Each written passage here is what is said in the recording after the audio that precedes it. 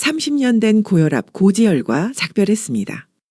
15년간 먹던 약을 끊게 만든 한 달의 기적. 120에 80 기적 같은 숫자를 만났습니다. 30년입니다. 고혈압과 고지혈증을 안고 산 세월이요. 15년 동안은 매일 아침 약을 챙겨 먹었습니다. 그런데 지금 제 혈압은 120에 80, 지극히 정상입니다. 단 한 달 만에 일어난 일입니다. 어떻게 이런 일이 가능했을까요? 제 실제 경험담을 들려드리겠습니다. 혈압이 150을 넘겨도 사실 큰 체감이 없었습니다. 의사는 약을 권했지만 한 번 먹으면 평생 먹어야 한다는 말에 겁이나 운동으로 버텼습니다. 하지만 혈압은 오히려 180까지 치솟았습니다. 길거리에서 몸이 불편한 채 힘들게 하루 종일 걷는 분들을 볼 때마다 나도 저렇게 되면 어떡하지 하는 공포가 엄습했습니다.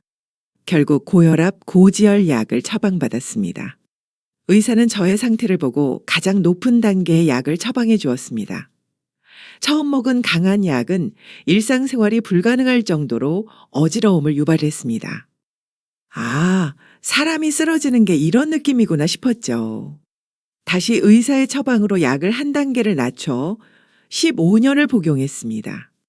약을 먹고 좋다는 음식을 찾아 먹고 운동을 해도 약을 끊으면 수치는 다시 올라갔습니다.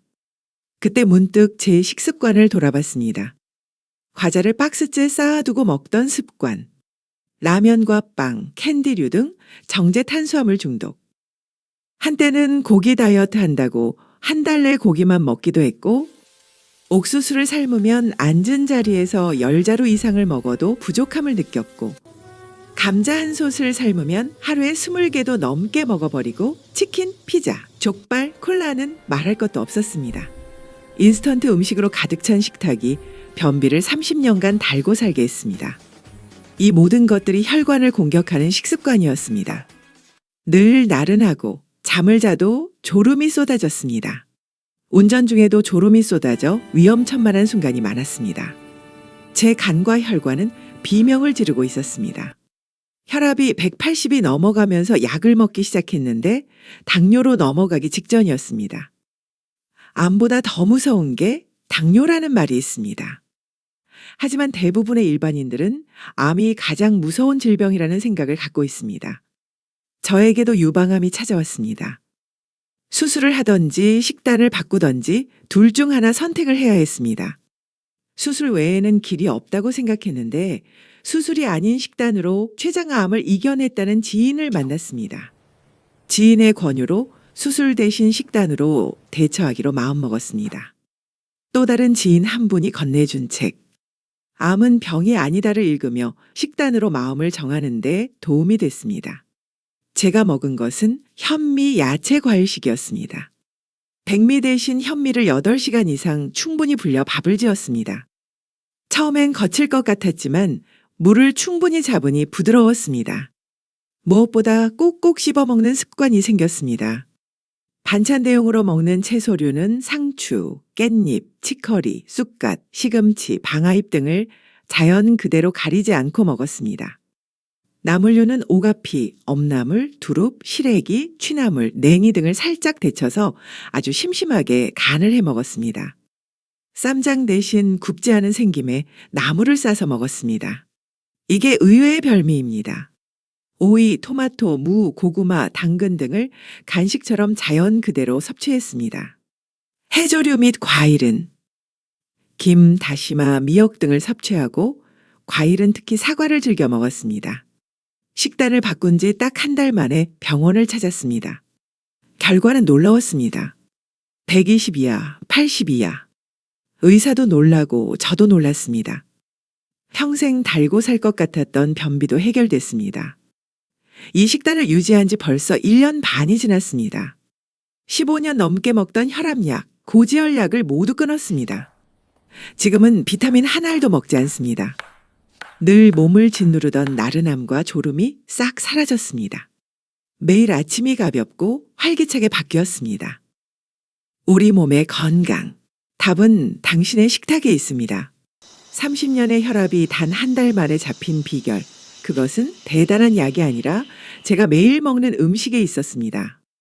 지금 고혈압과 고지혈로 약봉투를 들고 계신다면 오늘부터 식단을 바꿔보세요. 몸은 절대 거짓말을 하지 않습니다. 제가 먹는 걸 워낙 좋아해서 고혈압과 고지혈만 있었다면 식단을 계속 유지하지 못했을 것 같습니다. 하지만 암은 아직 제 몸에 그대로 있습니다. 병원에 갈 때마다 의사는 당장 수술할 것을 심각하게 권유하십니다. 수술 미루다가 3기 반 넘어간다고요. 더 커져서 피부 밖으로 나오게 되면 피부가 썩는 고약한 냄새로 인해 본인의 삶의 질도 떨어지고 가족의 삶의 질도 함께 떨어진다며 추적 치료할 것을 강하게 권하십니다. 병원에 갈 때마다 의사 선생님들은 입을 모아 말씀하십니다. 당장 수술하지 않으면 생명이 위험합니다. 3기를 넘어서면 피부가 썩고 가족들의 삶까지 파괴될 겁니다. 그 공포 섞인 경고 앞에서 저는 깊은 고민에 빠졌습니다. 그런데 제가 본 의료계의 모습은 조금 달랐습니다. 의사들 사이에서도 확연히 다른 두 가지 길로 나뉘고 있더군요. 한 부류는 반드시 수술과 항암만이 유일한 생명줄이라고 주장하지만 다른 한 부류는 몸의 자정 능력을 믿어야 한다고 목소리를 높입니다. 한때 신의 손이라 불리던 어느 유명 외과 의사의 이야기를 들었습니다. 그는 수만 번의 수술을 완벽하게 성공시켰지만 얼마 못 가 재발하거나 급격히 면역이 무너져 고통받는 환자들을 보며 깊은 회의감에 빠졌다고 합니다. 암세포를 도려냈는데 왜 사람은 더 약해지는가? 이 근본적인 질문 끝에 그는 칼을 내려놓고 대체의학으로 전향했습니다. 암이라는 결과물이 아니라 암을 만든 몸의 환경을 바꾸는 연구에 평생을 바치게 된 것이죠. 이렇게 양심 선언을 하는 의사분들의 이야기는 제게 커다란 충격이었습니다. 암세포는 칼을 대는 순간 마치 생존 본능처럼 온몸으로 퍼져나갈 잠재력을 가지고 있다는 사실. 그리고 암세포를 죽이기 위해 쏟아붓는 강력한 독성 치료가 우리 몸의 수호천사인 정상세포들까지 무기력하게 초토화시킨다는 사실 말입니다. 제가 병원의 권유에도 불구하고 수술 대신 식단을 선택하게 된 데에는 사실 가장 가까운 곳에서 지켜본 제 언니의 눈물겨운 사투가 있었습니다. 제 언니는 누구보다 건강을 자신하던 사람이었습니다. 평소 꾸준한 운동으로 다져진 몸은 탄탄했고 생기가 넘쳤죠. 특히 언니의 머릿결은 동네 미용실에 가면 모두가 입을 모아 칭찬할 정도로 눈부셨습니다. 숱이 워낙 많고 모발이 건강해서 미용사들이 세상에서 제일 부러운 머릿결이라고 치켜세우던 언니의 자부심 그 자체였습니다. 그런 언니에게 암이 찾아왔고 언니는 병원이 정해준 길을 걷기 시작했습니다. 무려 16회의 고통스러운 항암 치료, 뒤이은 대수술, 그리고 살을 태우는 듯한 방사선 치료까지. 그 기나긴 과정을 곁에서 간병하며 저는 인간의 육체가 어떻게 무너져 내리는지를 뼈아프게 목격했습니다. 독한 항암제가 몸속으로 들어갈 때마다 언니의 그 건강하던 정상세포들은 속수무책으로 무기력하게 쓰러졌습니다. 면역력은 바닥을 쳤고 물 한 모금 넘기지 못해 앙상해진 몸으로 하루하루를 겨우 지탱해 나가는 언니의 뒷모습을 보며 저는 수없이 눈물을 삼켰습니다. 병을 고치기 위해 몸을 파괴해야만 하는 것일까? 라는 의문이 머릿속을 떠나지 않았습니다. 수술을 받은 지 벌써 3년이라는 시간이 흘렀습니다. 하지만 언니의 모습은 예전과 너무나 다릅니다. 그 찬란했던 머릿결은 이제 마치 불에 그슬린 것처럼 힘없이 푸석해졌고 아무리 정성껏 가꾸어도 생기가 돌아오지 않습니다. 단순히 외모의 변화가 아니었습니다. 언니의 체질 자체가 완전히 바뀌어버린 것입니다. 그토록 강인했던 한 사람이 현대의학의 가혹한 치료 과정을 거치며 본래의 생명력을 잃어가는 과정을 지켜보는 것은 제게 너무나 큰 충격이었습니다. 언니의 고통스러운 시간을 함께하며 저는 결심했습니다. 나는 내 몸의 정상세포들을 끝까지 지켜내겠노라고. 내 몸이 스스로 회복할 수 있는 기회를 단 한 번만이라도 제대로 주겠노라고. 제 선택은 언니의 아픔을 통해 얻은 소중하고도 아픈 교훈이었습니다. 우리 몸의 생명력은 생각보다 강하지만 한 번 무너뜨리면 다시 되돌리는데 너무나 큰 대가가 따릅니다. 그래서 저는 오늘도 칼이 아닌 식단을 통해 제 몸과 대화하며 잃어버린 생기를 되찾기 위한 길을 묵묵히 걸어가고 있습니다. 물론 항암 치료로 완치되어 일상을 되찾은 분들도 많습니다. 하지만 통계 뒤에 숨겨진 진실도 분명 존재합니다. 치료의 과정을 견디지 못하고 암보다 먼저 무너지는 적지 않은 분들의 이야기는 세상에 잘 드러나지 않습니다. 결국 선택은 온전히 제 몫이었습니다.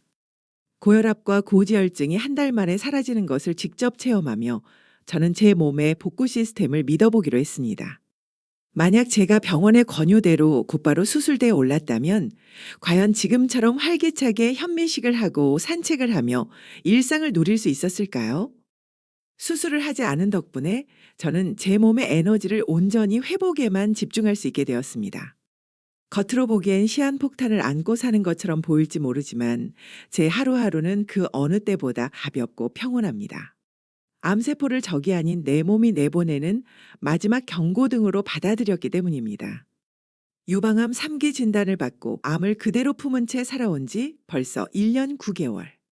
병원에서는 당장이라도 큰일이 날 것처럼 말했지만 저는 여전히 건강하게 여러분 앞에 서 있습니다. 다음 영상에서는 암을 지닌 채 어떻게 불안감을 떨쳐냈는지, 그리고 21개월이라는 시간 동안 제 몸속에서 어떤 변화들이 일어나고 있는지 더 구체적인 이야기를 들려드리겠습니다. 혹시 지금 이 순간에도 수술과 식단 사이에서 밤잠을 설치며 고민하고 계신 분이 있다면 댓글을 남겨주세요.